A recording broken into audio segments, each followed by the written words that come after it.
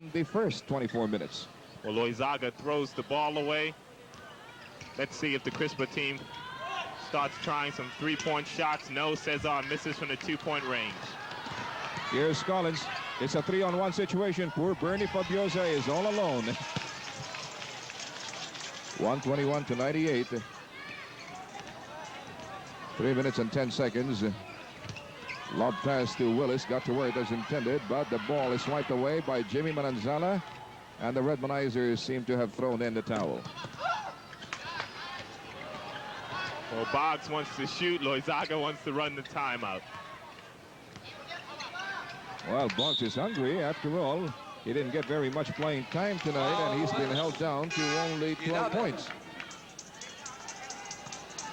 Well, Abbott Gudavin had a great game here tonight. 29 points to his credit. He's going to get a rest, and Pearson comes in the game for Crispa. In the meantime, half the crowd here at the Coliseum, which stood at 17,000 at its peak, has disappeared into the darkness.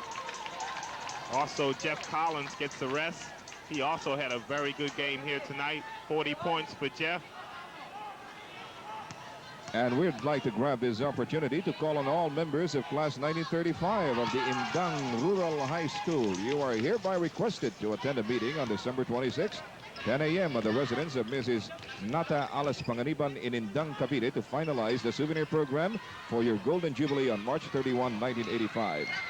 And don't forget, the second game in this best-of-5 shootout for the third conference title will be played on Tuesday. The live game at 7:30 p.m. and the delayed telecast of the best-of-5 series, likewise for third place between Beerhausen and Gilbey's, to be played in the delayed telecast. Also, both games will be spiced by final matches in the 1984 Pepsi Challenge PBA Hot Shot competition. That's right, we're moving to the last 7 finalists in the Pepsi Cola Challenge Hot Shot contest. A great endeavor indeed on the part of Pepsi Cola to encourage the development of sportsmanship and sports talent as well among the youth. 2:27 to go. And I guess we've by now pretty much decided on who our best player of the game is going to be. It must be very obvious to you now who kept Great Taste's head above water despite the constant sorties being put up here by the Crispa Redmanizers, at least during the first 2 quarters. Well, Boggs Aldonado gets another 2 points from the baseline. It's just a matter. Last 2 minutes. Last 2 minutes.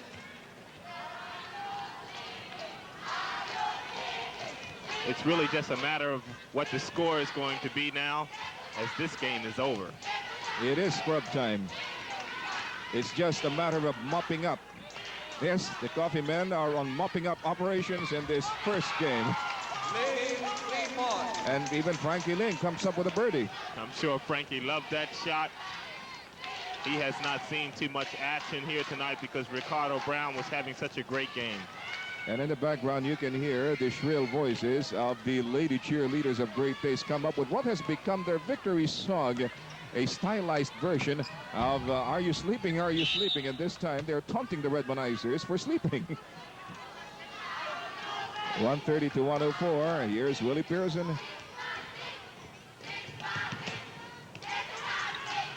Oh, it took Willie Pearson to bang in that shot on a fast break by Crispa.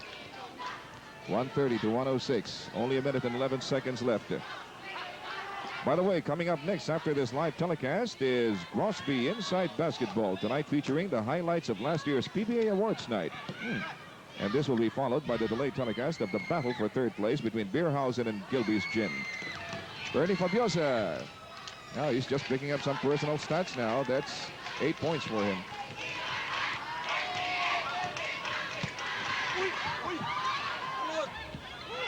All right, what is the outlook for the remaining games, Norman, given the seemingly lopsided outcome of this first match?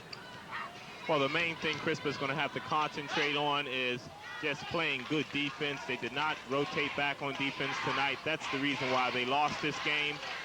Great Taste, as we're going to see when we take a look at the statistics in the next game. They had a lot of points on the fast break. And it's really sorry for the Crispa team that they did not rotate back on defense, because they were getting a lot of easy baskets underneath through Willis and Gudabin.